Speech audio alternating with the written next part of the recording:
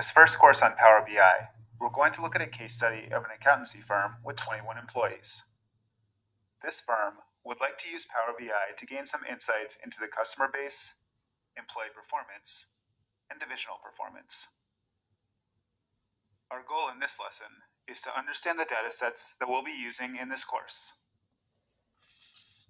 In total, we'll connect 3 different data sets. These data sets are available in a lesson file linked below the video. The Excel workbook has 3 different sheets: fee earner by division, transaction data, and debtor days. In the first of these sheets, each fee earner is listed along with their division, their rank within the firm, and their budget rate per hour. The budget rate per hour refers to the hourly rate that the fee earner in question is expected to charge. Let's move on to transaction data.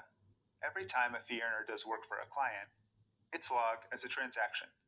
For example, on row 12, Velvet Curtain did 14 minutes of work worth $54 on August 10th, 2016.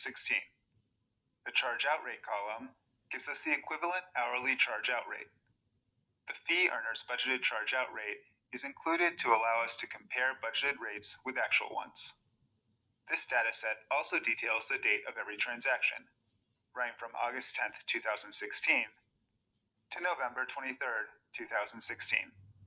The last dataset lists each customer as well as the debtor days. Debtor days measures the number of days that it takes for clients to pay the professional services firm. This metric is very important from a cash flow management perspective. Now that you have an understanding of the datasets we'll be using in this course, we'll stop the lesson here. In the next lesson, we'll import this data into Power BI Desktop.